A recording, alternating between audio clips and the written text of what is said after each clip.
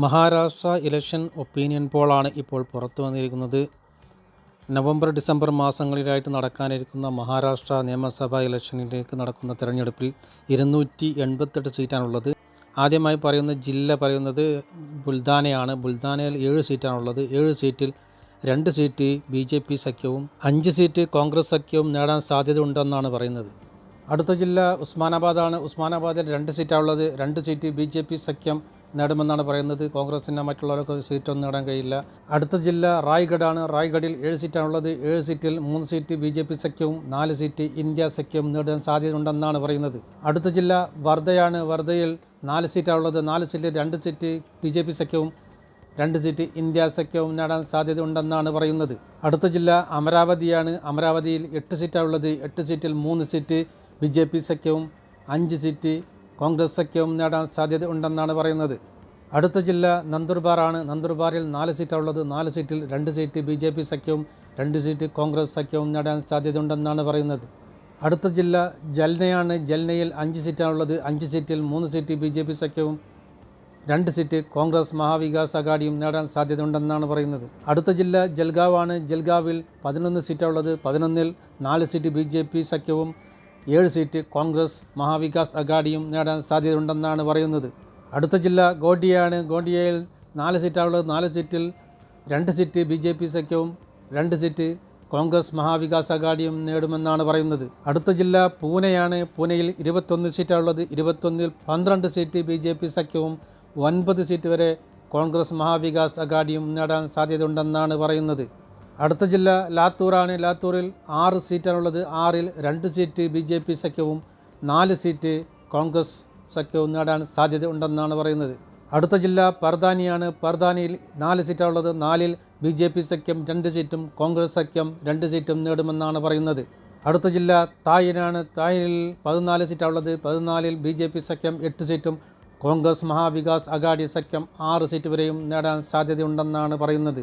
അടുത്ത ജില്ല വാഷിമാണ്. വാഷിമിൽ 8 സീറ്റാണുള്ളത്. 8 സീറ്റിൽ BJP സഖ്യം 5 സീറ്റും കോൺഗ്രസ് മഹാവികാസ് അഘാഡി സഖ്യം 3 സീറ്റും നേടാൻ സാധ്യതയുണ്ടെന്നാണ് പറയുന്നത്. അടുത്ത ജില്ല സിന്ധുദുർഗാണ്. സിന്ധുദുർഗിൽ 4 സീറ്റാണുള്ളത്. 4 സീറ്റിൽ BJP സഖ്യം 3 സീറ്റും കോൺഗ്രസ് സഖ്യം 1 സീറ്റും നേടാൻ സാധ്യതയുണ്ടെന്നാണ് പറയുന്നത്.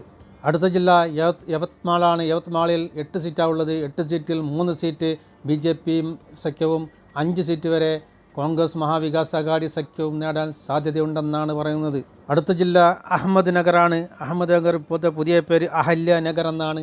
12 സീറ്റാണ് അവിടെ ഉള്ളത്. 12ൽ 4 സീറ്റ് വരെ BJP സഖ്യവും 8 സീറ്റ് വരെ കോൺഗ്രസ് മഹാവികാസ് അഘാഡി ഇന്ത്യ സഖ്യവും നേടാൻ സാധ്യതയുണ്ടെന്നാണ് പറയുന്നത്.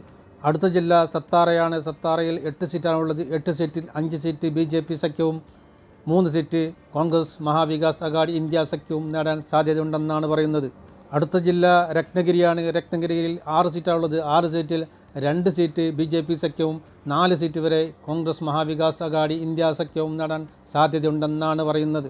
അടുത്ത ജില്ല മുംബൈ സബർബനാണ്. സബർബനിൽ 26 സീറ്റാണുള്ളത്. 26ൽ 10 സീറ്റ് വരെ BJP സഖ്യവും 15 സീറ്റ് വരെ കോൺഗ്രസ് മഹാവികാസ് അഘാഡി എന്ന ഇന്ത്യ സഖ്യവും 1 സീറ്റ് മറ്റുള്ളവരും നേടാൻ സാധ്യതയുണ്ടെന്നാണ് പറയുന്നത്. അടുത്ത ജില്ല നാസിക്കാണ്. നാസിക്കിൽ 15 സീറ്റാണുള്ളത്. 15ൽ 8 സീറ്റ് വരെ BJP സഖ്യവും 7 സീറ്റ് വരെ കോൺഗ്രസ് മഹാവികാസ് അഘാഡി എന്ന ഇന്ത്യ സഖ്യവും നേടാൻ സാധ്യതയുണ്ടെന്നാണ് പറയുന്നത്.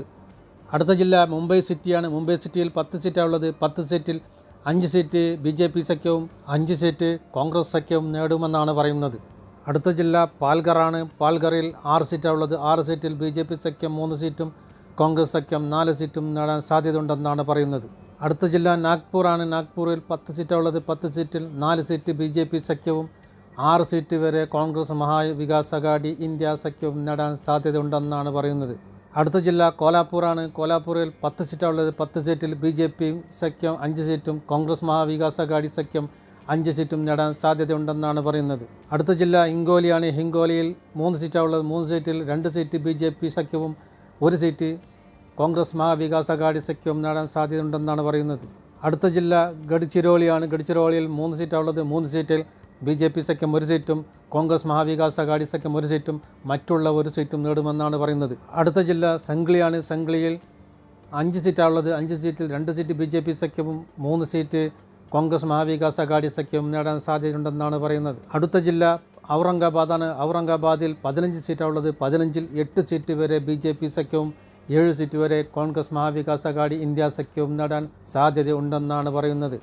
അടുത്ത ജില്ല ഭണ്ഡാരയാണ്. ഭണ്ഡാരയിൽ 3 സീറ്റാണുള്ളത്. 3 സീറ്റിൽ BJP സഖ്യം 1 സീറ്റും കോൺഗ്രസ് മഹാവികാസ് അഘാടി സഖ്യം 2 സീറ്റും നേടാൻ സാധ്യതയുണ്ടെന്നാണ് പറയുന്നത്. അടുത്ത ജില്ല ചന്ദ്രപൂരാണ്. ചന്ദ്രപൂരിൽ 6 സീറ്റാണുള്ളത്. 6 സീറ്റിൽ 2 സീറ്റ് BJP സഖ്യവും 4 സീറ്റ് വരെ കോൺഗ്രസ് മഹാവികാസ് അഘാടി സഖ്യവും നേടാൻ സാധ്യതയുണ്ടെന്നാണ് പറയുന്നത്.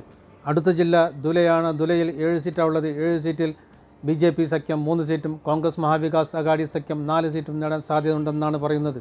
അടുത്ത ജില്ല നന്ദേഡാണ്. നന്ദേഡിൽ 7 സീറ്റാണുള്ളത്. 7 സീറ്റിൽ 3 സീറ്റ് BJP സഖ്യവും 3 സീറ്റ് മഹാവികാസ് അഘാടി സഖ്യവും 1 സീറ്റ് മറ്റുള്ളവരും നേടാൻ സാധ്യതയുണ്ടെന്നാണ് പറയുന്നത്.